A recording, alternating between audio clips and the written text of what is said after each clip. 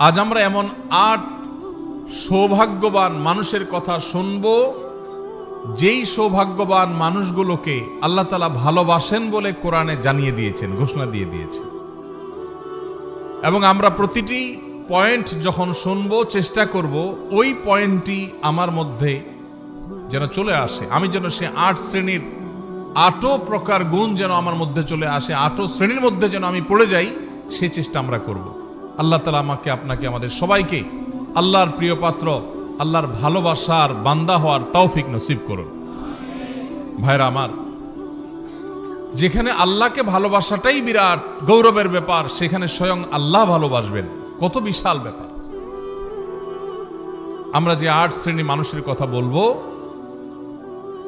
এগুলো আমরা বিভিন্ন সময়, বিভিন্ন বক্তব্যে, বিভিন্ন কোরআনের আয়াতে, বিভিন্ন হাদিসে আমরা শুনেছি, পড়েছি, কিন্তু হয়তো এইভাবে রিয়েলাইজ করার সুযোগ অনেকের হয়নি যে আল্লাহ রাব্বুল আলামিন এই বিশেষ গুণ, বিশেষ বৈশিষ্ট্যধারী মানুষদেরকে ভালোবাসেন।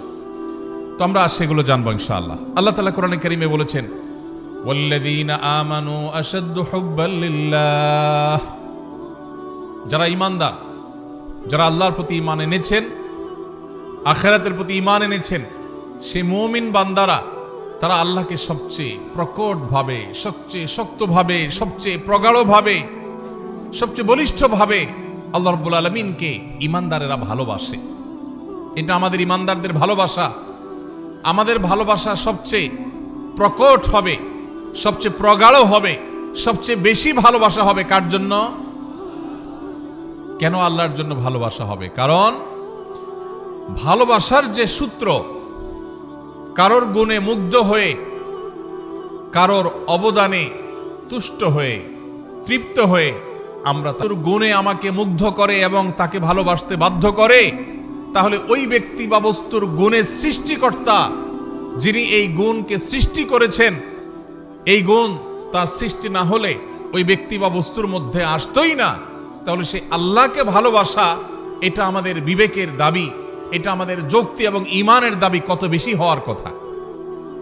ঠিক একইভাবে আমার প্রতি কারোর অবদান আছে, কেউ আমার উপকার করেছেন, অর্থ দিয়ে, কড়ি দিয়ে, পয়সা দিয়ে, কোনোভাবে আমার উপকার করেছেন, সেজন্য আমি তাকে ভালোবাসি।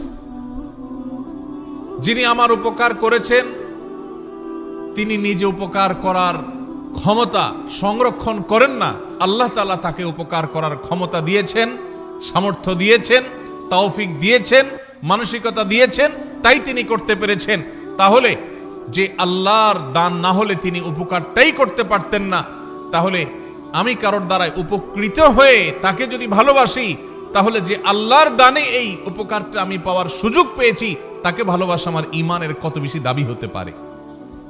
ভাইরা আমার, অথচ আল্লাহকে ভালোবাসা, এটা সাধারণত আমাদের মধ্যে আমরা সেভাবে অনুভব করি না। এমনকি আমরা অনেকে হয়তো জানিও না যে আল্লাহকেও ভালোবাসা যায়। অনেক মুসলমান আছে যে আল্লাহর প্রতি ঈমান আনি, আখিরাতের প্রতি ঈমান এনেছি, ঈমানের সব পিলারগুলোর উপর ঈমান এনেছি, কিন্তু আমি জানি না যে আমার ভালোবাসার সবচেয়ে বেশি হকদার আল্লাহ, সবচেয়ে বেশি হকদার আল্লাহ। এটা জানা তো দূরের কথা, আল্লাহ রাব্বুল আলামিনকেও যে ভালোবাসা যায় বা ভালোবাসা উচিত, এই সেন্সটুকু পর্যন্ত আমাদের অনেক মুসলমানদের মধ্যে নাই। ভাইরা আমার, ভালোবাসার যত কারণ থাকতে পারে, তার সব কারণ, এই সবগুলো যার কারণে বা যার সৃষ্টি হিসেবে, সেগুলোর কারণে আল্লাহ রাব্বুল আলামিনের প্রতি ভালোবাসা, এটা ঈমানের দাবি। কারোর মধ্যে যদি আল্লাহর প্রতি ভালোবাসা কম থাকে, তাহলে বুঝতে হবে তার ঈমান দুর্বল। আর কারোর যদি আল্লাহর ভালোবাসা তার মধ্যে বেশি থাকে, বুঝতে হবে তার ঈমান শক্তিশালী। আল্লাহর প্রতি আমাদের ভালোবাসা আছে কিনা, এটা বোঝার উপায় কি বা এটা সৃষ্টি করার উপায় কি, সে বিষয়ে আলোচনা করা আজকে আমাদের উদ্দেশ্য না, সেটা ভিন্ন টপিক। আমি শুধু মূল বিষয়টা পারলাম যে ঈমানদার হিসাবে আমরা আমাদের মাকে ভালোবাসি, আমরা আমাদের বাবাকে ভালোবাসি, আমরা আমাদের স্বামীরা স্ত্রীদের, স্ত্রীরা স্বামীদেরকে, বাবা সন্তানকে, সন্তান বাবাকে, ভাই বোন পরস্পরকে আমরা একে অন্যকে ভালোবাসি। এই যে আমরা একে অন্যকে ভালোবাসি, আমাদের এই ভালোবাসার গণ্ডি, আমাদের এই ভালোবাসার সীমানার মধ্যে সর্বাগ্রে থাকতে হবে আমাদের রব আল্লাহ রাব্বুল আলামিন। কারণ মা বাবা না হলে আমি দুনিয়াতে আসতাম না, আর আল্লাহ রাব্বুল আলামিন মা বাবাকে সৃষ্টি না করলে, তৌফিক না দিলে আমার দুনিয়াতে আসার কথা মা বাবাও চিন্তা করতেন না। এজন্য ভাই, আল্লাহ তাআলাকে আমাদের ভালোবাসতে হবে। আল্লাহর প্রতি ভালোবাসা, এটা যখন আল্লাহর নেয়ামত সম্পর্কে আমরা জানবো, আল্লাহর দান অনুদানগুলোর কথা, আল্লাহর নেয়ামত রাজির কথা যখন আমরা গবেষণা করব, ভাববো, স্বয়ংক্রিয়ভাবে আল্লাহর ভালোবাসা আমাদের মধ্যে চলে আসবে। আল্লাহ তাআলা আমাদেরকে আল্লাহর ভালোবাসা অন্তরের অন্তঃস্থলে সুগভীরভাবে স্থাপন করার তৌফিক নসিব করুন। ভাইরা আমার, আল্লাহ রাব্বুল আলামিন তাকে যেখানে আমাদের ভালোবাসা কর্তব্য, সেখানে আল্লাহ তাআলা তার কিছু প্রিয় বান্দাদেরকে স্বয়ং ভালোবাসেন। আপনার সাথে কোনো পাওয়ারফুল ব্যক্তির সাথে পরিচয় আছে, এটাই যেখানে আপনার জন্য গৌরবের ব্যাপার, সেখানে সে পাওয়ারফুল ব্যক্তি যদি আপনাকে ভালোবাসেন, আপনাকে পছন্দ করেন, স্নেহ করেন, তাহলে সেটা আপনার জন্য কত বড় গৌরবের ব্যাপার হতে পারে। আমরা কোনো প্রভাবশালী ব্যক্তির সাথে আমাদের সম্পর্ক থাকলে, পরিচয় থাকলে আমরা গল্প দিতে পছন্দ করি, ঠিক না ঠিক আছে না নাই? অমুক খালাতো ভাই, অমুক তালতো ভাই, অমুক ব্যয়, এসব গল্প দিতে আমাদের ভালো লাগে, কারণ লোকটা অনেক প্রভাবশালী। আর যদি স্বয়ং ওই লোকটাই বলে যে আমি অমুককে ভালোবাসি, আমার খুব পছন্দের, তাকে আমি অনেক লাইক করি, তাহলে এটা কত বড় গৌরবের বিষয় হতে পারে। আল্লাহ রাব্বুল আলামিন কোরআনে হাকিমে এইরকম ভালোবাসার, আল্লাহর পছন্দের মানুষগুলোর কথা বলেছে। আল্লাহর পছন্দের মানুষের তালিকায় আসার জন্য সর্বাগ্রে যে বিষয়টি থাকতে হবে তা হলো ঈমান। ঈমান না থাকলে কখনো আল্লাহর প্রিয় পাত্র হওয়ার সুযোগ নেই। ঈমানদারদের মধ্যে যে ৮ শ্রেণী মানুষকে আল্লাহ তাআলা ভালোবাসেন বলে কোরআনে জানিয়েছেন, তার মধ্যে থেকে সর্বপ্রথম এবং প্রধান শ্রেণী হলেন ওই মানুষগুলো যারা মুহসিন। যারা কি মুহসিন? মুহসিন শব্দের অর্থ হলো যারা সৎকর্ম করে, ভালো কাজ করে, অন্যের প্রতি অনুগ্রহ করে, ইহসান করে। খুঁটে খুঁটে কোথায় ভালো কাজ আছে সে সেখানে চলে যায়, কোন কাজটা ভালো সে সেই কাজটা করে, কারোর প্রতি অনুগ্রহ করার সুযোগ আসলে সে সেই সুযোগ হাতছাড়া করে না। এই লোকটাকে বলে মুহসিন। আল্লাহ রাব্বুল আলামিন কোরআনে হাকিমের অন্তত ৪ জায়গায় এই একই কথা আল্লাহ তাআলা তাঁর ভাষায় তিনি ব্যক্ত করেছেন, প্রকাশ করেছেন। সূরা বাকারা ১৬৫ নম্বর আয়াত, সূরা আলে ইমরান ১৩৪ নম্বর আয়াত, একইভাবে সূরা আলে ইমরান ১৪৮ নম্বর আয়াত, সূরা মায়েদা ৯৩ নম্বর আয়াত। এই ৪ জায়গায় আল্লাহ রাব্বুল আলামিন একই কথা বলেছেন। সূরা বাকারা আল্লাহ বলেছেন, ওয়া আহসিনু ইন্নাল্লাহা ইউহিব্বুল মুহসিনিন। ঈমানদারদেরকে আল্লাহ তাআলা নির্দেশ করে বলছেন, তোমরা ভালো কাজ করো, কারণ ভালো কাজ যারা করে, নেকামল যারা করে, সওয়াবের কাজ যারা করে, এই মানুষগুলোকে আল্লাহ তাআলা ভালোবাসেন। সুবহানাল্লাহ। নেকামলকারীদেরকে আল্লাহ তাআলা ভালোবাসেন। ইহসানকারী, যে অন্যের প্রতি অনুগ্রহ করে, মানুষ তো মানুষ, পশু পাখির প্রতিও ইহসান করে, অনুগ্রহ করে, উপকার করে, মানুষের কল্যাণ পৌঁছায়, মানুষের একটা কাজ করে দেয়, পারলে একজনের সহযোগিতা করে দেয়, এই ইহসানকারী মানুষগুলোকে আল্লাহ তাআলা ভালোবাসেন। এই ভালোবাসার কথা আল্লাহ এক জায়গায় না, অন্তত একই কথা ৪ জায়গায় আল্লাহ তাআলা রিপিট করেছেন, আল্লাহু ইউহিব্বুল মুহসিনিন। আল্লাহ রাব্বুল আলামিন ইহসানকারীদেরকে, সৎকর্ম সম্পাদনকারীদেরকে, ভালো কাজ খুঁটে খুঁটে যারা করে সেই মানুষদেরকে আল্লাহ তাআলার বান্দা, এমনকি আল্লাহর যে কোনো সৃষ্টির প্রতি যারা অনুগ্রহ করে, যাদের মনের মধ্যে মায়া আছে, যারা শক্ত হৃদয়ের না, যারা মানুষের প্রতি অবিচার করে না, জুলুম করে না, পারলে অনুগ্রহ করে, মায়া করে, দয়া করে, ভালোবাসে। মানুষ তো মানুষ, আপন তো আপন, এমনকি শত্রুর প্রতিও সে অবিচার করে না, পারলে অনুগ্রহ করে। এই মানুষগুলোকে আল্লাহ তাআলা ভালোবাসেন।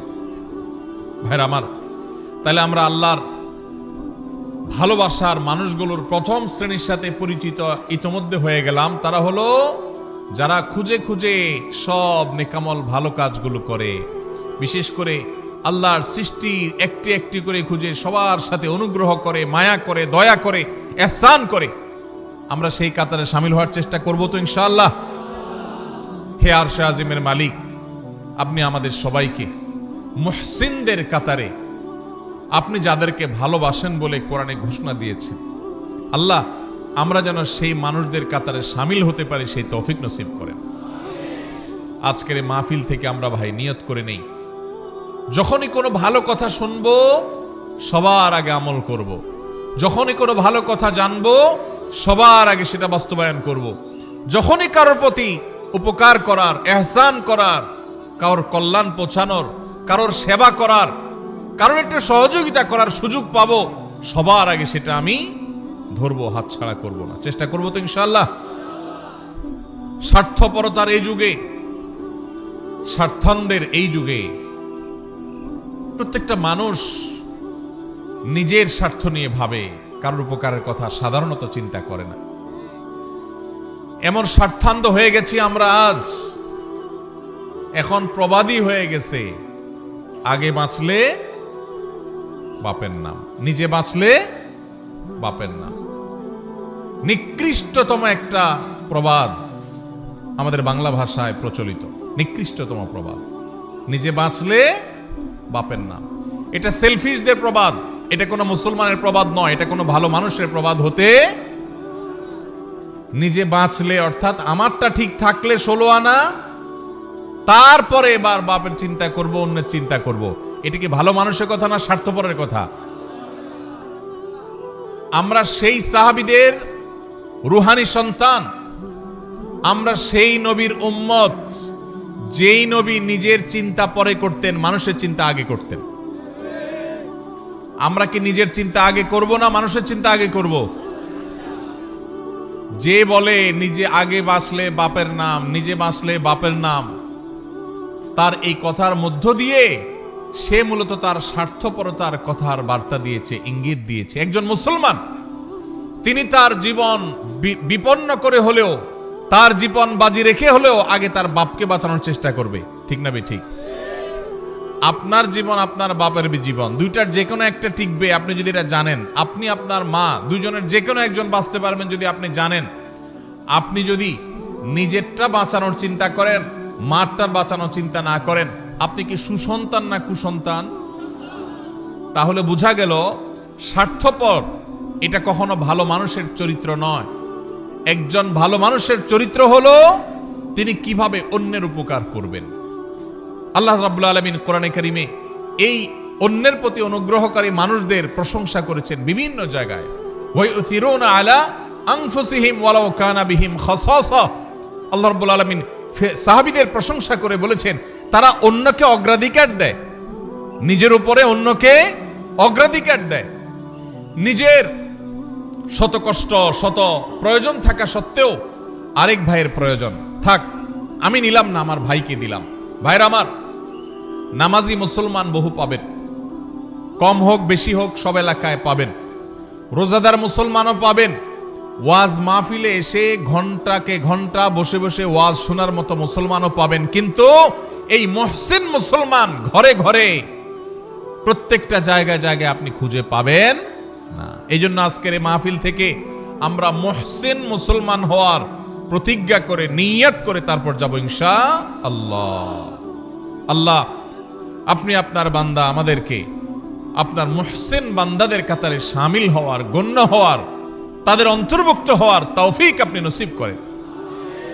ভাইরা আমার, নিজের চিন্তা যারা শুধু করে, যারা স্বার্থপর হয় তারা সুখী হয়, আর যারা অন্যের চিন্তা বেশি করে নিজের চাইতে, এরা ডাবল সুখী হয়।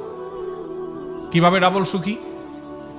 আপনি শুধু নিজের চিন্তা করলে আপনি সুখী হবেন, ঠিক আছে। আপনি যদি নিজের চিন্তা বাদ দিয়ে বা নিজের চিন্তাকে অগ্রাধিকার না দিয়ে আরেকজনকে আপনি অগ্রসর করে দেন, আরেকজনের চিন্তা করেন যে আমি একটু কষ্ট করি, আরেকজনকে সুযোগ দিই, এইটা যদি আপনি চিন্তা করেন, মানুষের মুখে হাসি ফুটানোর যে আনন্দ, মানুষের উপকার করার যে আনন্দ, এই আনন্দ নিজে ভোগ করার মধ্যে কখনো নিহিত নেই। আমাদের এই প্রিয় স্বদেশ, এই প্রিয় বাংলাদেশকে যদি আমাদের গড়ে তুলতে হয় সত্যিকারের স্বপ্নের বাংলাদেশ হিসাবে, তাহলে আমাদের প্রত্যেককে এই মহসিনদের কাতারে সামিল হতে হবে। স্বার্থপর মানুষ দিয়ে একটা সুন্দর দেশ কখনো গড়া যেতে পারে? আল্লাহ তাআলা আমাদের সবাইকে আমাদের নিজের স্বার্থের চাইতে আমাদের অন্য যে কোনো ভাই, যে কোনো মানুষ, যে কোনো মুসলমান, আল্লাহ যে কোনো সৃষ্টিকে অগ্রাধিকার দেওয়ার, অন্যের প্রতি অনুগ্রহ করার, খুঁটে খুঁটে খুঁজে খুঁজে মানুষ উপকার করার তৌফিক আল্লাহ তাআলা আমাদের সবাইকে দান করুন। ভাইরা আমার, ইহসান এর সংজ্ঞা বা এর পরিচয় শুরুতেই বলেছিলাম যে ইহসান হলো আপনি মানুষ উপকার করলেন, কোনো নেকামল করলেন, নামাজ পড়লেন, এটা ইহসান, রোজা রাখলেন, এটা ইহসান। আর ইহসানের সর্বোচ্চ স্তর কি? নবী করিম সাল্লাল্লাহু আলাইহি সাল্লাম হাদিসে জিবরিল, ঐতিহাসিক হাদিস, যে হাদিসে জিবরিল আলাইহিস সালামের মাধ্যমে আমাদেরকে দ্বীন শেখানো হয়েছে, সেই হাদিসে নবী করিম সাল্লাল্লাহু আলাইহি ওয়াসাল্লাম শিক্ষা দিয়েছেন কি? ইহসান হলো আনতা আবুদাল্লাহা কাআন্নাকা তারা ফাইন লাম তাকুন তারাহু ফাইন্নাহু ইয়ারাক। আপনি যখন ইবাদত করবেন, নামাজ পড়বেন, আপনার স্মরণ আসবে যে আমি নামাজে দূর শক্তিশালী ইমানদার না হন তো কমপক্ষে এইটা ভাববেন যে আল্লাহ তাআলার অবজারভেশনে আমি আছি, আল্লাহ আমার দিকে তাকিয়ে আছে। ভাইরা আমার, আপনি কোথাও ডিউটি করেন কোন কোম্পানির মালিক পেছনে দাঁড়ানো আছে, অন দ্য স্পট আপনি ডিউটি করছেন। আপনি যদি জানতে পারেন, আঁচ করেন, অনুভব করেন যে মালিক সাহেব পেছনে দাঁড়ানো আছে বা মনিটর করছেন আপনাকে, তাহলে আপনার কাজের সিরিয়াসনেস একটু হলেও বেশি হবে কি হবে না? আপনি একটু নড়ে চড়ে বসবেন কি বসবেন না?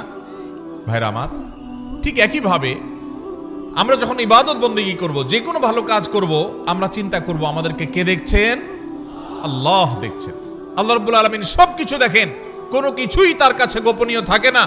বিধায় ওই মানসিকতা নিয়ে যদি ইবাদত করতে পারেন, এটা হলো ইহসানের সর্বোচ্চ স্তর, সর্বোচ্চ লেয়ার। আপনি মুহসিনদের মধ্যে সবচেয়ে আপার ক্লাসের মুহসিন হতে পারবেন যদি আপনার সমস্ত ইবাদত করার সময় আল্লাহর কথা স্মরণ হয়। আপনি যখন নামাজে দাঁড়িয়ে সূরা পড়ছেন, আপনার মনে হচ্ছে আল্লাহ আমাকে দেখছেন।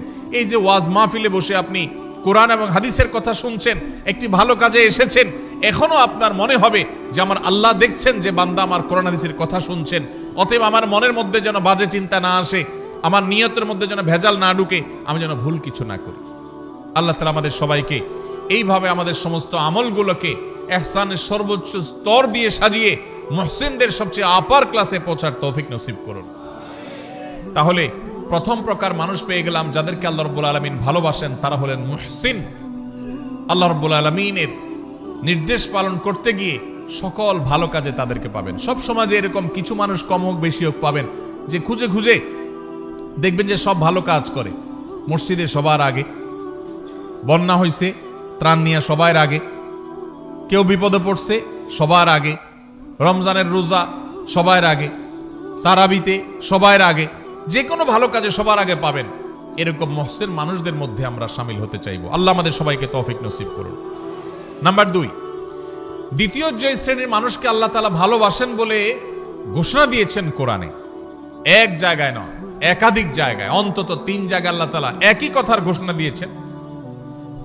সেই মানুষগুলো হলেন মুত্তাকিরা। কারা? মুত্তাকিগণ। মুত্তাকিদেরকে আল্লাহ রাব্বুল আলামিন ভালোবাসেন বলে আল্লাহ তাআলা জানিয়ে দিয়েছেন। তাহলে আমরা মুহসিন হওয়ার চেষ্টা করব, আবার একাধারে মুত্তাকি হওয়ারও চেষ্টা করব ইনশাআল্লাহ। মুহসিনের পরিচয় তো আমরা জানলাম। মুত্তাকি কাকে বলে ভাই? মুত্তাকি বলা হয় ওই ব্যক্তিকে, যেই ব্যক্তি আল্লাহর ভয়ের চেতনা, আল্লাহর সামনে তাকে দাঁড়াতে হবে। দুনিয়ার এই জীবন এক সময় শেষ হবে, এই সংসার এক সময় ভাঙবে এবং তাকে আল্লাহর সামনে যেতে হবে, দাঁড়াতে হবে। ওই কথা চিন্তা করে আল্লাহর সব আদেশগুলো মেনে চলে, নিষেধগুলো থেকে বেঁচে থাকে। কেন? একটা সুপ্ত চেতনার ভিত্তিতে। সেই চেতনার নাম হলো তাকওয়ার চেতনা, আল্লাহ ভীতির চেতনা। এই চেতনা তাকে পরিচালিত করে। সে একটা মন্দ কাজ করার সুযোগ পায়, কিন্তু সে করে না। কেন? তার অন্তরে সুপ্ত সেই তাকওয়ার চেতনা তাকে বাধা দেয় যে আল্লাহ না দেখছেন, আল্লাহ না নিষেধ করেছেন, এই কাজ করলে না আল্লাহ জাহান্নামে শাস্তি দিবেন, এই ভয়ে সে কাজ করে না। এর নাম তাকওয়া। যেই চেতনা যেই শক্তি, যেই সুপ্ত ঈমানের নূর মানুষকে ফজরের সময় কনকনে শীতের দিনে মসজিদে নিয়ে যায়, যেই সুপ্ত চেতনা সুদ এবং ঘুষের কারবার, দুর্নীতি, অপশাসন করার ক্ষমতা থাকা সত্ত্বেও আল্লাহর ভয়ে আল্লাহর সামনে দাঁড়াতে হবে, সেই ভয়ে সেই কথা চিন্তা করে সেই অন্যায় কাজ থেকে বিরত রাখে, ওই চেতনার নাম হলো তাকওয়া। আর ওই চেতনা যার বক্ষে আছে, যার অন্তরে আছে, তার নাম হলো মুত্তাকি। তার নাম হলো কি ভাই? মুত্তাকি। নবী করিম সাল্লাল্লাহু আলাইহি সাল্লামের একজন আদরের সাহাবী অত্যন্ত চমৎকার ভাবে তাকওয়া এবং মুত্তাকির পরিচয় দিয়েছেন। সেটা হলো, একজন মানুষ একটা জায়গায় আছেন, তিনি আরেকটা জায়গায় যাবেন। এই জায়গায় যেতে গিয়ে মাঝখানে একটা জায়গা পড়বে, এখানে সব কাঁটাওয়ালা গাছ, যে গাছের কাঁটা নিচে পড়ে পড়ে পড়ে ভরে গেছে। এই লোকটা যখন এই জায়গাটা পার হবে, ওই কাঁটাওয়ালা জায়গাটা পার হওয়ার সময়, যেহেতু কণ্টকাকীর্ণ জায়গা, চতুর্পাশে কাঁটা আর কাঁটা, তখন এই লোকটা পার হওয়ার সময় খুব সতর্কতার সাথে পার হবে। পা ফেলার সময় যেখানে কাঁটা নাই দেখে ওখানে পা দিবে, আবার কোথায় কাঁটা নাই ওখানে আরেক কদম দিবে, এভাবে সে আগাবে। এত কিছুর পরও যদি কখনো তার পায়ে কাঁটা লেগে যায়, দ্রুততার সাথে সেটা বের করে সামনে আরো বেশি সতর্ক হয়ে সে হাঁটবে। ঠিক একইভাবে দুনিয়াতে আমরা এসেছি, আল্লাহ তাআলা আমাদেরকে এখান থেকে পার করে এই জীবনকে আল্লাহর কাছে নিয়ে যাবেন, আখিরাতে আমরা যাব। এখানে বহু কাঁটা বিছানো আছে ভাই, হারামের কাঁটা, অশ্লীলতার কাঁটা, অন্যায়ের কাঁটা, দুর্নীতির কাঁটা, চুরির কাঁটা, ডাকাতির কাঁটা, মিথ্যা কথা বলার কাঁটা, হাজারো হারাম কাঁটা এখানে বিছানো আছে। ঈমানদার এই কাঁটাগুলো থেকে বাছাই করে করে তিনি পা ফেলবেন। যেখানে মিথ্যা নাই সেখানে আছেন, যেখানে চুরি নাই সেখানে আছেন, যেখানে ডাকাতি নাই সেখানে আছেন। এভাবে করে করে তিনি জীবন পার করবেন। এরপরেও যদি কখনো তার গুনাহ হয়ে যায়, কাঁটা পড়ে যায়, তখন সে কাঁটা ফেলে তওবা করে আবার নতুন করে আরো বেশি সংকল্প করে শক্তিশালী তওবা করে সে সামনে হাঁটবে। এই যে চেতনা, এই যে গুনাহ থেকে বাঁচার চেষ্টা, এটার নাম হলো তাকওয়া। আর এই যে চেষ্টা যারা করে তাদের নাম কি? মুত্তাকি। আল্লাহ রাব্বুল আলামিন কোরআনে কারীমের সূরা তওবার 7 নম্বর আয়াতে তিনি ঘোষণা দিয়েছেন, ইন্নাল্লাহা ইউহিব্বুল মুত্তাকিন। আল্লাহ রাব্বুল আলামিন মুত্তাকিদেরকে ভালোবাসেন। টাকা পয়সা থাকার কারণে থাকতে পারে, কেউ পাওয়ার কারণে থাকতে পারে, কেউ পদের কারণে থাকতে পারে, কেউ নাম যশ খ্যাতির কারণে সামান্য। তাহলে মুত্তাকি হওয়ার চেষ্টা করতে হবে। মুত্তাকি হওয়ার জন্য কি করব আমরা? মুত্তাকি হওয়ার জন্য বেশি কিছু না ভাই, সকল হারাম থেকে বেঁচে থাকতে হবে, সকল অন্যায় থেকে বেঁচে থাকতে হবে, সকল গুনাহ থেকে বেঁচে থাকতে হবে, আল্লাহর সমস্ত আদেশ নিষেধ মেনে চলতে হবে। চেষ্টা করব তো আমরা ইনশাআল্লাহ। আল্লাহ তাআলা আমাদের সবাইকে আল্লাহর সমস্ত আদেশ নিষেধগুলো মেনে চলার তৌফিক নসিব করুন। আল্লাহ আল্লাহ আপনি আমাদেরকে মুত্তাকিদের কাতারে শামিল করে দিন। আল্লাহ আপনি আমাদের অন্তরে তাকওয়া ঢেলে দিন। আল্লাহ তাকওয়া আমাদের অন্তরে স্থির করে দিন। আমাদেরকে যেন আপনার তাকওয়ার শক্তি যেন পরিচালিত করে, তাকওয়ার প্রভাবে যেন আমরা প্রভাবিত হই, আমরা যেন মুত্তাকিদের ইমাম হতে পারি। আল্লাহর কাছে দোয়া করব তো ইনশাআল্লাহ। তাহলে দ্বিতীয় শ্রেণীর মানুষ পাইলাম। আপনার সমাজে আপনার আশেপাশে যদি দেখেন এমন মানুষ, আল্লাহর ভয়ে তারা হারামের কাছে যায় না, আল্লাহর ভয়ে তারা হালাল ছাড়ে না, ফরজ কাম ছাড়ে না, ওয়াজিব কাম ছাড়ে না, এইরকম মানুষ যদি খুঁজে পান, তাহলে বুঝে নিবেন এই লোকটা সেই মানুষ যাকে আল্লাহ ভালোবাসেন, এবং আপনিও চেষ্টা করবেন সেই কাতারে যাওয়ার। আল্লাহ আমাকে তৌফিক দান করুক। আমি আপনাদের কাছে দোয়া চাই, আল্লাহ যেন শুধু নামকা আস্তে মুসলমান না রাখেন। আমরা সবাই নিজেকে মুসলমান দাবি করি, সো কল্ড বা নামকা আস্তে মুসলমান হয়তো আমরা সবাই আছি কম বেশি, কিন্তু মুত্তাকি মুসলমান খুব বেশি নাই ভাই। হারামও করে আবার মুসলমান, এই লোক মুত্তাকি না। মুত্তাকি সে যে আল্লাহ নিষেধ করেছেন এটা জানার পর সকল লোভ থাকা সত্ত্বেও, সকল আকর্ষণ থাকা সত্ত্বেও সে সেখান থেকে নিজেকে বিরত রাখে। কোন যুবক কোন মেয়ের সাথে হারাম রিলেশন, হারাম সম্পর্ক এটা সে করে না আল্লাহর ভয়ে, এর নাম তাকওয়া। মাদকের ব্যবসা করে লাল হওয়ার সুযোগ আছে কিন্তু করে না আল্লাহর ভয়ে, এর নাম তাকওয়া। ফজরের সময় আরামের ঘুম ঘুমানো যায়, কিন্তু আরামের ঘুম ছেড়ে কনকনে শীতের মধ্যে ওযু করে ঠান্ডা পানি দিয়ে নামাজ পড়তে যায়, এর নাম তাকওয়া। আল্লাহ আমাদের সবাইকে সেই তাকওয়া আমাদের অন্তরে ধারণ করার তৌফিক নসিব করুন। তাহলে আল্লাহ যাদেরকে ভালোবাসেন তাদের মধ্যে দ্বিতীয় প্রকার হলেন মুত্তাকিরা। নাম্বার 3, তৃতীয় প্রকার মানুষ যাদেরকে আল্লাহ ভালোবাসেন তারা হলেন সেই মানুষেরা যাদের মধ্যে ন্যায় বিচার আছে, যারা ইনসাফ করে, যারা মানুষের প্রতি অবিচার করে না, যারা ন্যায়নিষ্ঠ আচরণ করে, অন্যায় অবিচার করে না। কোরআনে কারিমে যে 2-3টি নির্দেশ সবচেয়ে বেশি সংখ্যকবার আল্লাহ তাআলা দিয়েছেন, বারবার দিয়েছেন, বিভিন্ন জায়গায় দিয়েছেন, সেই কয়েকটা নির্দেশের মধ্য থেকে একটা হলো এই নির্দেশটা, যেন একজন মানুষ তিনি যেন ইনসাফ করে চলেন, তার জীবনে যেন ন্যায় বিচার থাকে, তার মধ্যে যেন জুলুমের মানসিকতা না থাকে, অবিচার করার মানসিকতা যেন না থাকে। আপনারা হয়তো অনেকে বলবেন, এটা আবার আমাদের সাথে খুব বেশি প্রাসঙ্গিক কিভাবে? যারা জাজ, যারা বিচারপতি, তারা তাদের ওই চেয়ারে বসে তারা ন্যায় বিচার করবেন কি করবেন না, বা যারা যখন শাসনভার যাদের দায়িত্বে থাকে, কাঁধে থাকে, ক্ষমতায় থাকে, তারা ন্যায় বিচার করবেন কি করবেন না, এই প্রশ্ন আসতে পারে। আমরা সাধারণ মানুষ, আমাদের ন্যায় বিচার প্রশ্ন কোত্থেকে? অনেকে হয়তো এটা মনে করবেন। ভাইরা আমার, আমাদের প্রত্যেকটা মানুষের জীবনে ন্যায় বিচার করার প্রসঙ্গ আসে কিভাবে? আপনি যদি আপনার জীবনে কখনো একটা নির্দোষ মানুষকে দোষী বলেন, লোকটার আসলে কোনো দোষ নাই, কেউ একজন ফেসবুকে তার নামে একটা বদনাম উঠাই দিছে, আপনিও সেটা শেয়ার করে তার বদনামি করছেন, তাহলে এটা কি তার প্রতি সুবিচার হলো না অবিচার হলো? এই অবিচারটা আমাদের দ্বারা হয় কি হয় না? হয়। আরেকজনের সাথে বসে তার ব্যাপারে আপনি বদনামি করলেন, তার প্রতি সুবিচার হলো না অবিচার হলো? এগুলো দূরবর্তী অবিচার। আমরা যদি একেবারে প্রাসঙ্গিক, একেবারে সবচেয়ে নিকটবর্তী যে সুবিচার অবিচারের বিষয়টা সেটাও দেখি, তো আমরা দেখব যে আমরা ওই যে আমি শুরুতে যে প্রবাদের কাছে কথা বলছিলাম, আমরা নিজের বেলায় 16 আনা, অন্যের বেলায় 1 আনাও, এটা কি সুবিচার না অবিচার? এই সমাজে বেশিরভাগ মানুষ দেখবেন এত বেশি স্বার্থপর যে নিজেরটা 16 আনা বুঝে, আরেকজনেরটা 1 আনাও বুঝে না। এই লোকটা ভিতরে সুবিচার আছে না অবিচার আছে? আল্লাহ রাব্বুল আলামিন অবিচারকারী মানুষদের ভালোবাসেন না, আল্লাহ ভালোবাসেন সুবিচারকারী মানুষদের। ভাইরা আমার, আপনি রাস্তায় যাচ্ছেন, হঠাৎ করে দেখলেন একটা ভেজাল বাজছে, গন্ডগোল চলছে। কি গন্ডগোল? আপনার খুব ঘনিষ্ঠ এক বন্ধু বাইক নিয়ে যাচ্ছে, রিকশাওয়ালার সাথে কোনোভাবে অ্যাক্সিডেন্ট হয়ে গেছে, এখন এটা নিয়ে বাদানুবাদ ঝগড়া চলতেছে, কার দোষ কার গুণ।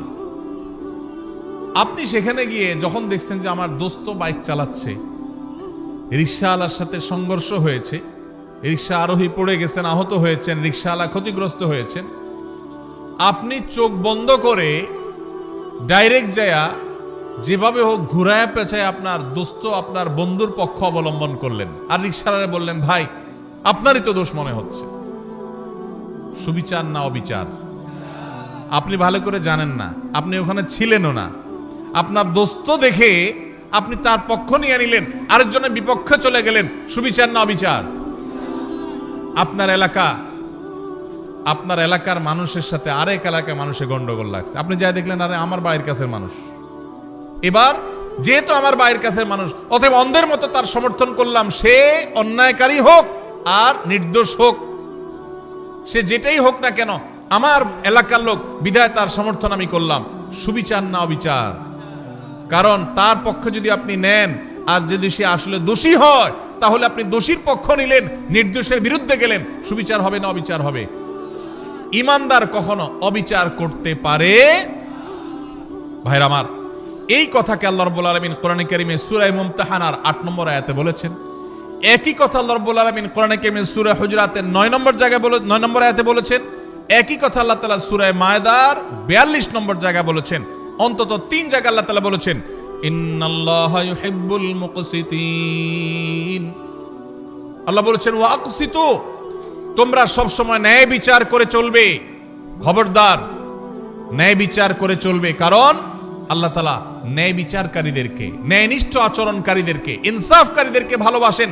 জালিম, অত্যাচারী, অবিচারকারী এরকম মানুষকে আল্লাহ পছন্দ করেন না, ভালোবাসেন না।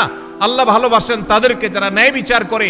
অনেক লোক নামাজ পড়ে, ন্যায় বিচার নাই, আছে না নেই? অনেক লোক লম্বা দাঁড়িয়ে আছে, কিন্তু ন্যায় বিচার নাই, আছে না নেই? এক ছেলে তার একটু বেশি টানে, আরেক ছেলের দেখতেও পারে না, দাড়ি কিন্তু লম্বা। ন্যায় বিচার না অবিচার? অবিচার। বিয়ে করেছে, শ্বশুরবাড়ির জন্য জান ফিদা, বাপমার খোঁজ খবরও নেয় না। ন্যায় বিচার না অবিচার? অবিচার। ইমানদার সব সময় কার কতটুকু হক, আমার বাবা তার হক এতটুকু আমি দিয়ে দিব, এতে যদি আমার শ্বশুর বাড়ি না খুশি হয় হোক। এমন কি আমার শ্বশুর বাড়ির যতটুকু হক ততটুকু আদায় করতে গেলে যদি বাপের বাড়ি না খুশি হয় হোক, আমি কোনোদিন অবিচার করব না। যার যা পাওনা সেটা আমি পাই পাই করে বুঝিয়ে দিব, এর নাম সুবিচার। ইমানদার সবসময় সুবিচারকারী হবে। আজকের এই সমাজে দাড়িওয়ালা মানুষ কম বেশি আছে, টুপিওয়ালা মানুষ কম বেশি পাওয়া যায়, নামাজি মানুষ রোজাদার মানুষ কম বেশি পাওয়া যায়, ওয়াজ মাহফিল শোনা মানুষের সংখ্যাও কম নয়, কিন্তু সুবিচারকারী মানুষের সংখ্যা এদেশে হাতে গোনা হয়ে গেছে, নগণ্য হয়ে গেছে, হারিয়ে গেছে। ভাইরা আমার, আমরা আমাদের জীবনের পরতে পরতে প্রত্যেকটা জায়গায় জায়গায় আমাদের ন্যায় বিচারের প্রশ্ন আসে। আমরা হয়তো মনে করেছি অনেকে ন্যায় বিচার আর অবিচার এগুলো তো জজদের কাজ, বিচারকদের কাজ। না ভাই, আপনি নিজে বিচারক। প্রতিটা পদে পদে আপনার বিচারের প্রশ্ন আসে।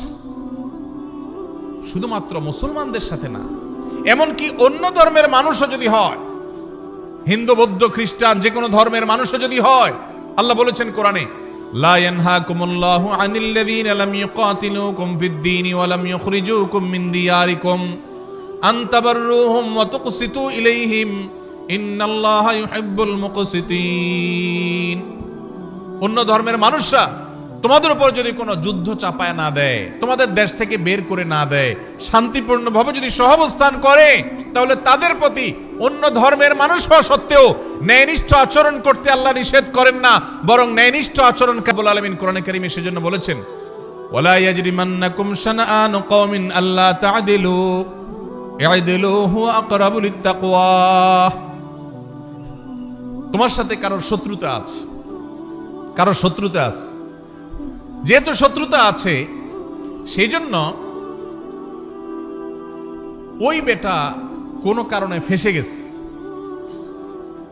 তুমি জানো যে লোকটার আসলে দোষ নাই, কিন্তু যেহেতু শত্রু, অতএব এই চান্সে সে যেহেতু ফেঁসে গেছে, পারলে ধরে আরো তার ডুবাই দাও। এই আচরণটা আমাদের সমাজে আছে না নাই?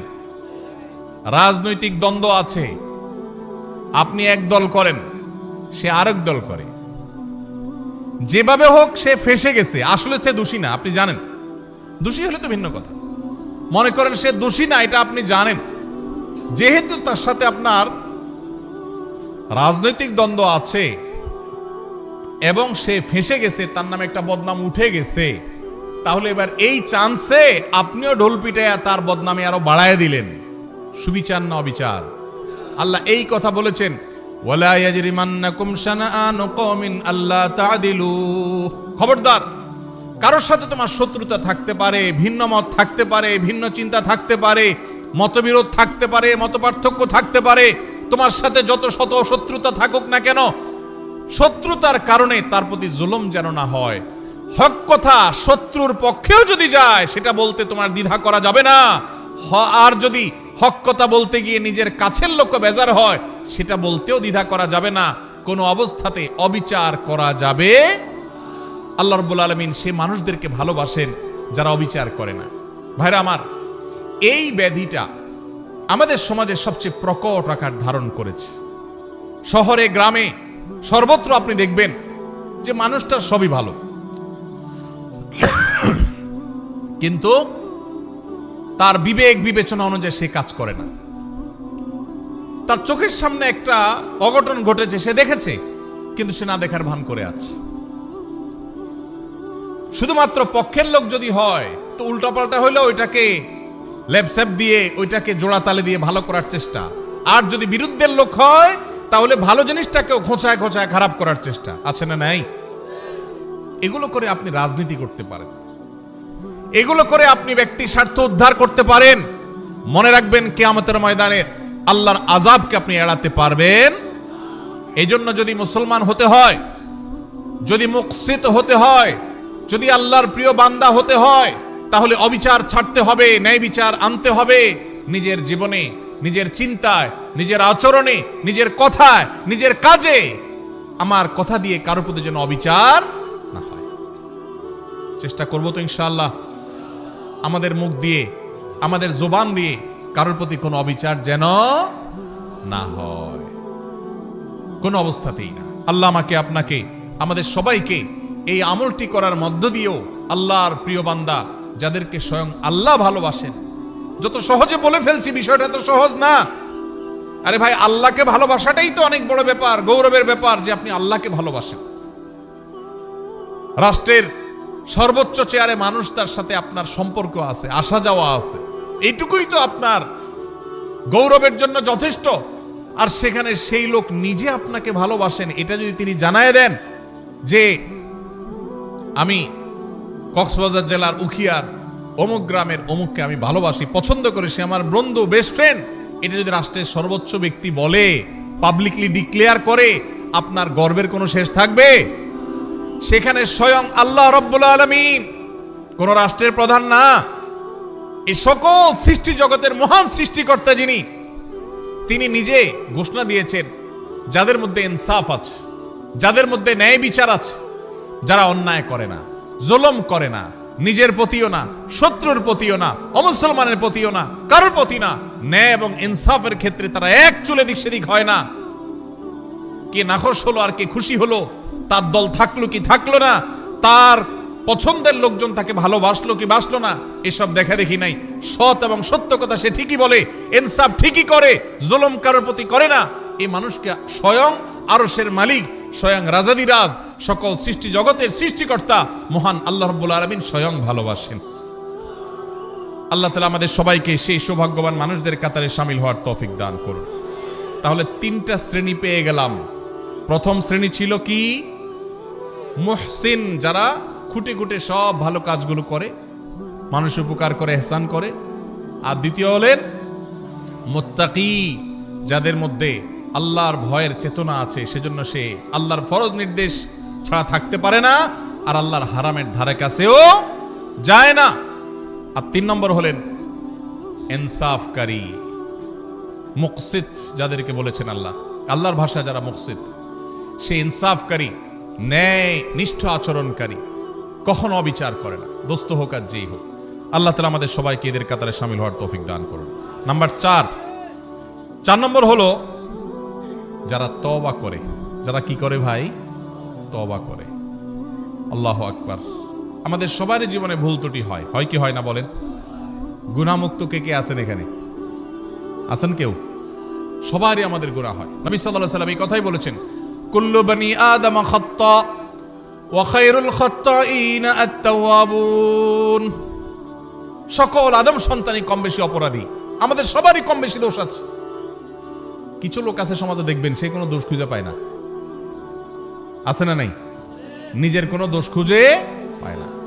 বিপদ আপদ হলে বলে কি, আমার কেন এগুলো হলো, আমি বুঝলাম না, কি অন্যায়টা করলাম, আমি কি অন্যায় করছি, উনি খুঁজে পায় না। নিজের অন্যায় খুঁজে না পাওয়াটাই তো সবচেয়ে বড় অন্যায়, ঠিক না ঠিক? মানুষ যার পরতে পরতে ভুল হয়, এটা ভুল হয়, ওইটা ভুল হয়, সেই মানুষ যদি নিজের ভুলের কথাই সে আঁচ করতে না পারে, এটাই তো সবচেয়ে বড় অন্যায়। অনেক লোক দোয়া ছাড়তে ছাড়তে বলে, জানেন ভাই, এই জীবনে কোনোদিন কারোর কোনো ক্ষতি করি নাই, স্টিল সে ক্ষতি করতেছে, কিন্তু তার সে খবর। তো অনেক লোক এমন আছেন যে নিজের পাপ অপরাধ খুঁজে পায় না, বলে যে এত বিপদ আমার কেন, কি অন্যায়টা করলাম আমি, কি অন্যায় করছি উনি। ভাইরা আমার, আমাদের অজান্তে কত ভুল হয় বলেন। ধরেন আপনি নামাজে দাঁড়াইছেন, ইবাদত করতেছেন, আপনার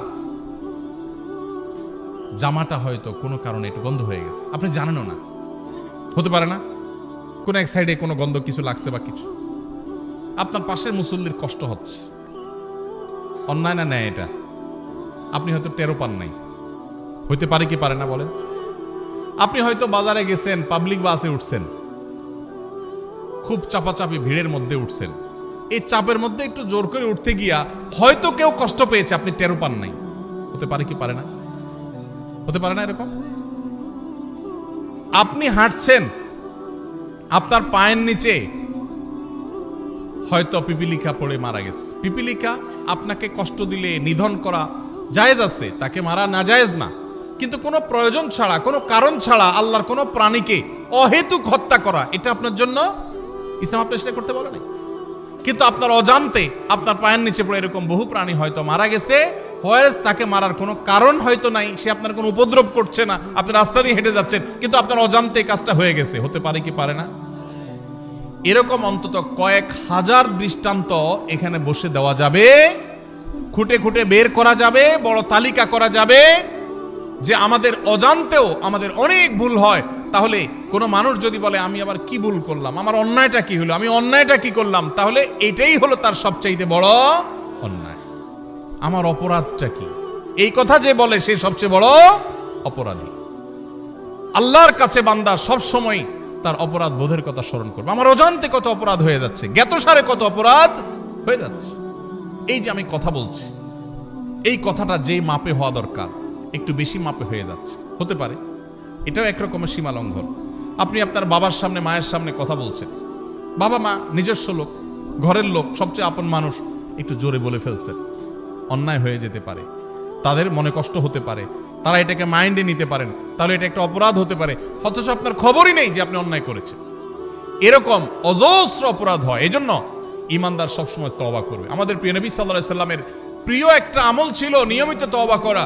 আপনি মিডল ইস্টে গেলে দেখবেন আরাবিয়ানরা, বিশেষ করে সৌদি নাগরিকরা, কোনো ডাক্তারের ওয়েটিং রুমে বা কোনো পাবলিক প্লেসে, কোনো অপেক্ষার জায়গায় তারা এরকম লিখে রাখে ইমলা আওকাতাল ইন্তিজার বিল ইস্তিগফার, অর্থাৎ ওয়েটিং এর সময়টাকে আল্লাহর কাছে ইস্তিগফার করে কাটান। ভাইরা আমার, এজন্য নবী সাল্লাল্লাহু আলাইহি সাল্লাম নিয়মিত প্রতিদিন ইস্তিগফার করতেন, কমপক্ষে 70 বার, সম্ভব হলে আরো বেশি সংখ্যক বার আমরা ইস্তিগফার করার চেষ্টা করব। আল্লাহ আমাদের সবাইকে তৌফিক দান করুন। ইস্তিগফারের চেতনা হলো আল্লাহর কাছে নিজের অপরাধের কথা স্মরণ করে ক্ষমা চাওয়া, যে আল্লাহ আপনি মাফ করে দেন, আল্লাহ আমি আর গুনাহ করব না, আল্লাহ আমার অজান্তে ভুল হতে পারে, জ্ঞাতসারে ভুল হতে পারে, আল্লাহর কাছে মাফ চাওয়া। আল্লাহর কাছে মাফ চাওয়ার একটা মজা আছে ভাই। মানুষের কাছে মাফ চাইলে আপনার মনটা দেখবেন খারাপ হয়ে গেছে। একজন কাছে আপনার ছোট হওয়া লাগছে, সে আপনার বলছে এখন মাফ চাবে, জোর করে আপনার মাফ চাওয়াইছে, আপনার কাছে ভালো লাগবে না খারাপ লাগবে? আল্লাহ আপনি আমাকে মাগফিরাত নসিব করেন। আপনি যদি আল্লাহর কাছে মাফ চান, চোখের পানি ফেলেন, আল্লাহর শপথ, পৃথিবীর বহু সুখ, বহু তৃপ্তির চাইতে বেশি তৃপ্তিদায়ক হবে আল্লাহর কাছে মাফ চাওয়ার মুহূর্তগুলো। সালহাতু সাঙ্গেবুদি দিল খারাস আজমুদে এক জামানা খাকেবাস। পাথর হয়ে তো বহুকাল ছিলে ভাই, একটু আল্লাহর কাছে চোখের পানি ফেলে একটু দোয়া করে কেঁদে কেটে দেখো, আল্লাহ আপনি আমাকে মাফ করে দেন, আল্লাহ কত ভুল করেছি আপনি ক্ষমা করে দেন। এই ক্ষমা চাওয়ার মধ্যে যে তৃপ্তি আছে, পৃথিবীর বহু ভোগের মধ্যে সেই তৃপ্তি নাই। এজন্য আল্লাহ ভালোবাসেন সেই মানুষগুলোকে যারা তওবা করে। তওবা কি? তওবা হলো রুট চেঞ্জ, রাস্তা পরিবর্তন। আপনি যাচ্ছেন জাহান্নামের দিকে, আপনি সেটা চেঞ্জ করে জান্নাতের রুটে উঠে গেলেন। ভুল পথে চলছিলেন, সেটা ছেড়ে এখন সঠিক পথে চলে আসছেন, এটার নাম কি ভাই? তওবা। নামাজ পড়তাম না, এখন নামাজ শুরু করেছি। খারাপ বন্ধুর সাথে চলতাম, এখন আর চলি না, ভালো বন্ধুর সাথে চলি। অন্য মেয়েদেরকে টিজ করতো যে বন্ধুরা, তাদের সাথে আড্ডা দিতাম, এখন আর সেদিকে যায় না। আল্লাহর ভয়, আল্লাহর সামনে দাঁড়াতে হবে, আল্লাহ শাস্তি দিবেন, পাকড়াও করবেন, ছাড় দিবেন না, সেই ভয়ে আমি সেই জায়গা থেকে সরে আসছি, এখন ভালো বন্ধুর সাথে চলি। এর নাম তওবা। তওবা শুধু মুখে আস্তাগফিরুল্লাহ ওয়া আতুবু বলার নাম নয়, তওবা একটা আচরণের নাম, তওবা একটা স্বভাবের নাম, তওবা একটা অ্যাটিটিউডের নাম, তওবা একটা অ্যাপ্রোচের নাম। তওবা হলো আমার অবস্থান পরিবর্তন করার নাম, নিজেকে পরিবর্তন করতে হয়। ভাইরে, জীবনে একটা সময় পরিবর্তন করা লাগে। বয়স যার যেটুকু হয়েছে, জীবনের মূল্যবান সময় অনেকখানি পার হয়ে গেছে, আর কত? এখনই আসুন তওবা করি। আলাম ইয়ানিল্লাযীনা আমানু আন তাখশা কুলুবুহুম লিযিকরিল্লাহ। ইমানদারদের কি এখনো সময় হয়নি যে আল্লাহর স্মরণ হয়ে আল্লাহর সামনে দাঁড়াতে হবে? সেই কথা চিন্তা করে তাদের অন্তরটা বিগলিত হবে, অন্তরটা নরম হয়ে যাবে, আল্লাহর ভয়ে চোখের পানি ফেলে সে নিজের জীবনকে চেঞ্জ করবে, সে নিজের লাইফকে, রুটকে পরিবর্তন করবে। এই সময় কি এখনো আসে নাই? ভাইরা আমার, এই জন্য তওবা করতে হয়। কোন একটা সময় এসে নিজেকে পরিবর্তন করতে হয়। আজকের এই মাহফিল থেকে আসুন পরিবর্তনের শপথ করে যাই, অঙ্গীকার করি, নিয়ত করি যে আমি আর খারাপের পথে যাব না, আমার জীবনে খারাপ কোনো কিছু আমি আর রাখতে দিব না, আমি নিজেকে পরিবর্তন করব, চেষ্টা করব তো ইনশাআল্লাহ। অটোমেটিক আল্লাহর ভালোবাসা পেয়ে যাবেন, অটোমেটিক আল্লাহর ভালোবাসা পাবেন। প্রসিদ্ধ একটি হাদিস আপনারা বারবার শুনেছেন হয়তো, নবী করিম সাল্লাল্লাহু আলাইহি সাল্লাম বলেছেন, আল্লাহর বান্দা আল্লাহ অনেক ভালোবাসেন। এর মধ্যে কোন বান্দা যখন তওবা করে, গুনাহ করা থেকে ফিরে আসে, খারাপ কাজ থেকে সরে আসে, একে আল্লাহ কত ভালোবাসেন এটা বোঝাবার জন্য নবী সাল্লাল্লাহু আলাইহি সাল্লামের প্রসিদ্ধ একটা হাদিস আপনারা শুনেছেন। তিনি বলেছেন, একটা লোক সফরে বের হয়েছে, আজকালকার যুগের মতো সফর না, সেই শত শত হাজার বছর আগে মরুভূমিতে যেরকম জঙ্গলের ভিতর দিয়ে মানুষ সফর করতো, কোনো পথে কোনো দোকানপাট কিছু ছিল না, এরকম মরুভূমির মাঝখানে কোনো একটা গাছের নিচে তিনি যখন রেস্ট করার জন্য শুয়েছেন, যেই ঘোড়ায় করে যাচ্ছিলেন, ওই ঘোড়ার পিঠে তার খাবার দাবার পানি সব ছিল। ঘুম থেকে উঠে দেখেন ঘোড়া উধাও, নাই, রশি ছিঁড়ে নাই হয়ে গেছে। যতদূর চোখ যায় কোথাও কোনো মানুষ নাই, ঘোড়া তো নাই, কিছুই নেই। তো এই লোকটা অপেক্ষা করছে, একদিন, 2 দিন, 3 দিন, রাত যায়, দিন আসে, আর ঘোড়া আসার নাম নাই, আর এই মরুভূমিতে কোনো মানুষজন নাই। তার এখন তৃষ্ণায় প্রাণ বের হওয়ার উপক্রম, ক্ষুধায় জান বের হওয়ার উপক্রম, আর কোথায় যাবে তার কোনো সীমারেখা নাই, শত শত হাজারো কিলোমিটার দুদু মরুভূমি। এরকম অবস্থায় লোকটা জীবনের আশা ছেড়ে দিছে, তাহলে আমার এখানেই বোধহয় মরে যেতে হবে। এই অবস্থায় সে যদি গাছের সাথে হেলান দিয়ে বা যে কোনো ভাবে চোখ বন্ধ করে বা রেস্ট করে, আর হঠাৎ করে দেখতে পায় তার সেই ঘোড়া আবার সব জিনিসপত্র পিঠে যেভাবে ছিল ওইভাবে আছে, আর সে হাজির হয়ে গেছে, এই লোকটা যতটা খুশি হবে, এবং খুশির চোটে সে আল্লাহ রাব্বুল আলামিন এর প্রশংসা করতে গিয়ে সে তার কথা পর্যন্ত পরিবর্তন হয়ে যাবে, ভুল বলে ফেলবে। এই লোকটা যেরকম আনন্দে আত্মহারা হয়ে যাবে, আল্লাহ তাআলার কোন বান্দা যখন তার জীবনকে পরিবর্তন করার সিদ্ধান্ত নেয় যে আমি আর খারাপ বন্ধুর সাথে চলবো না, খারাপ পথে চলবো না, কারোর কষ্ট দিব না, গুনাহের পথে যাব না, বেনামাজি থাকবো না, সে যখন রুট চেঞ্জ করার সিদ্ধান্ত নেয়, তওবা করে, খারাপ পথ থেকে ভালো পথে ফিরে আসে, স্বয়ং আল্লাহ রাব্বুল আলামিন ঠিক একইভাবে তার এই তওবার কারণে আল্লাহ তাআলা খুশি হয়ে যান, আনন্দিত হন, তার প্রতি আল্লাহ তাআলা সন্তুষ্ট হয়ে যান। আর এই কথাটাকে আল্লাহ রাব্বুল আলামিন কোরআনে হাকিমের একাধিক জায়গায় আল্লাহ তাআলা ব্যক্ত করেছেন। সূরা বাকারা 222 নম্বর আয়াতে আল্লাহ রাব্বুল আলামিন বলেছেন, ইন্নাল্লাহা ইউহিব্বুত তাওয়াবিনা ওয়া ইউহিব্বুল মুতাতাহহিরিন। যারা তওবা করে, যারা জীবনকে পরিবর্তন করে, আল্লাহ তাদেরকে ভালোবাসে। এই জন্য ভাই জীবন পরিবর্তন করব তো ইনশাআল্লাহ, শুধু ওয়াজ শুনবো না, পরিবর্তনও করব ইনশাআল্লাহ, পরিবর্তন করব তো ইনশাআল্লাহ। আল্লাহ আমাদের সবাইকে জীবনকে পরিবর্তন করার তৌফিক নসিব করুন। ভাইরা আমার, জীবন পরিবর্তন করার স্বাদ আছে, একটু করে দেখেন, অবর্ণনীয় স্বাদ আছে। গুনাহের স্বাদ বহু পেয়েছেন, গুনাহ ছাড়ারও স্বাদ আছে ভাই।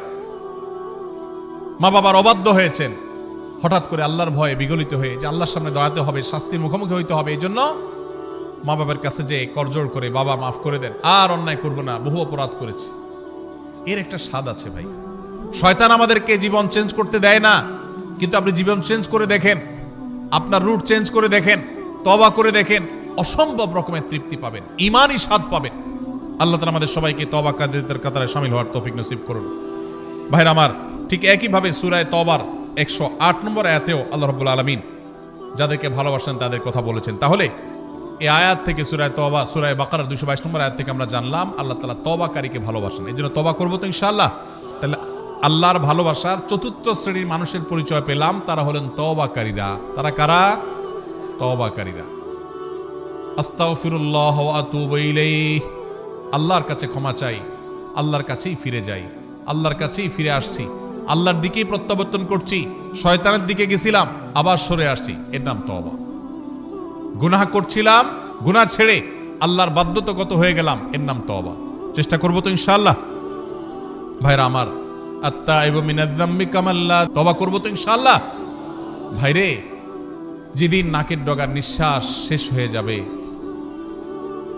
চোখের সামনে জাহান্নাম দেখা যাবে, সেদিন তওবার জিগির তুলবেন, অনন্তকাল তওবা করবেন, 2 পয়সার লাভ হবে না।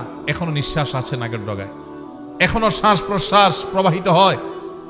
অতএব এখনই সময় তওবা করার। এখনই সময় তওবা করার।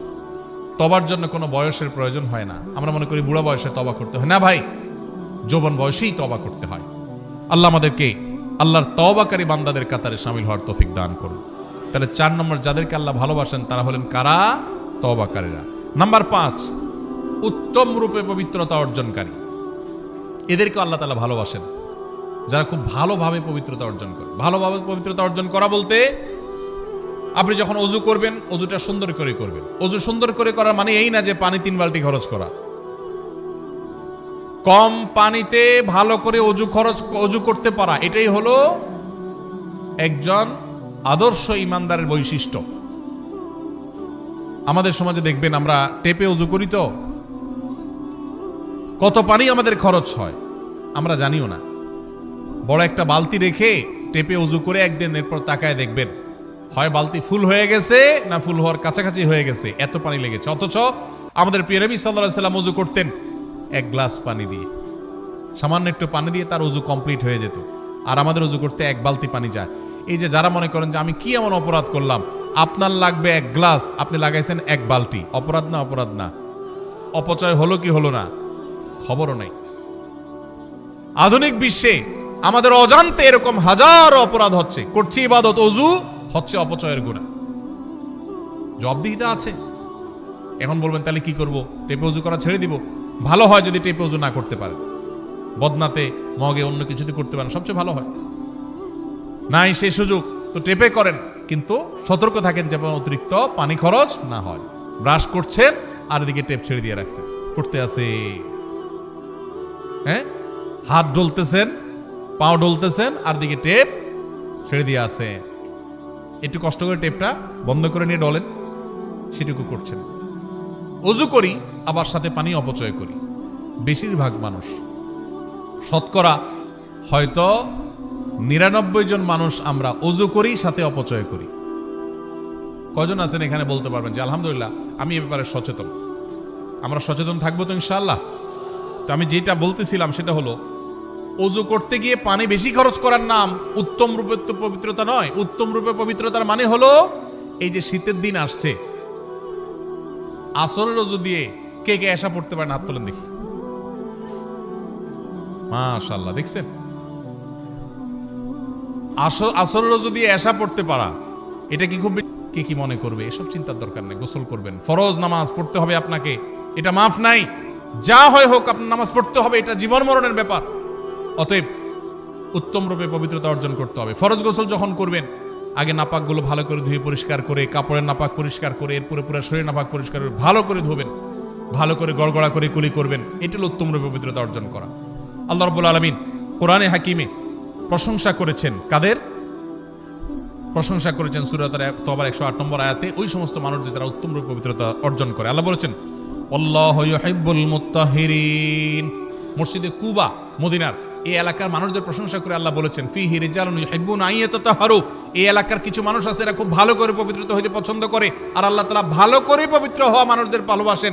এখানে ভালো করে পবিত্রতা হওয়ার অনেকগুলো তাফসীর এবং ব্যাখ্যার মধ্যে একটা হলো যে আরবের মানুষরা পানি মরুভূমিতে খুব বেশি পাওয়া যেত না, তারা অনেকে ঢিলা কুলুক ব্যবহার করে ক্ষান্ত হতো, আর কুবার মানুষেরা তারা ঢিলা কুলুক ব্যবহার করতো আর পানিও ব্যবহার করতো, অর্থাৎ ভালোভাবে পবিত্রতা অর্জন করত। এটা আমাদের মুসলমানদের একটা সৌন্দর্য। আমরা উত্তম রূপে পবিত্রতা অর্জন করা শিখেছি আলহামদুলিল্লাহ। পৃথিবীর অনেক দেশে মানুষ আছে তারা ওয়াশরুম সেরে পানি ব্যবহার করে না, আছে না? নাই, আছে। যাই হোক, অজু হোক আর গোসল হোক, উত্তম রূপে যারা পবিত্রতা অর্জন করে এদেরকে আল্লাহ তাআলা ভালোবাসেন। এটা 5 নম্বর। নাম্বার 6, ধৈর্যশীলকে আল্লাহ তাআলা ভালোবাসেন। কাদেরকে আল্লাহ ভালোবাসেন? ধৈর্যশীলদেরকে আল্লাহ তাআলা ভালোবাসেন। আল্লাহ রাব্বুল আলামিন কোরআনে হাকিমে ধৈর্যশীলদের ভালোবাসা সম্পর্কে বলেছেন সূরা আলে ইমরানের 146 নম্বর আয়াতে, ওয়াল্লাহু ইউহিব্বুস সাবিরিন। আল্লাহ তাআলা ধৈর্যশীলদেরকে ভালোবাসেন। ধৈর্য ধরা কি সহজ কাজ না কঠিন কাজ? বড় কঠিন কাজ। সুবহানাল্লাহ, আলহামদুলিল্লাহ বলা সহজ, কোরআন তেলাওয়াত পড়াও, এমনকি দান সদকা করো।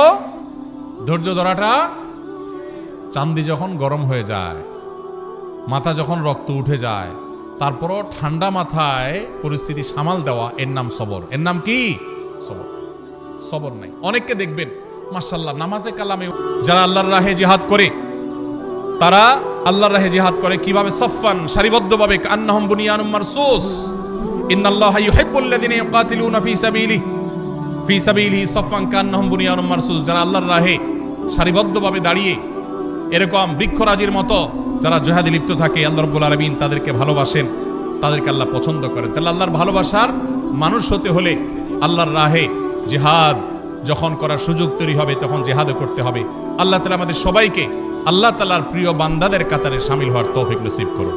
আমি এক নজরে আবারও বলে দিচ্ছি, নাম্বার 1, যারা মুহসিন, ভালো কাজ করেন খুঁজে খুঁজে, আল্লাহ তাদের ভালোবাসেন।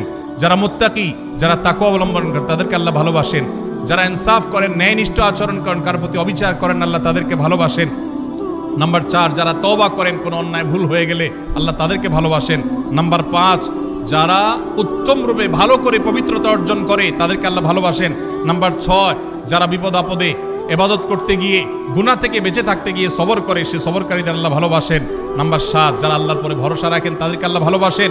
নাম্বার 8, যারা আল্লাহর রাহে জিহাদে রত হন, আল্লাহ তাআলা তাদেরকে ভালোবাসেন।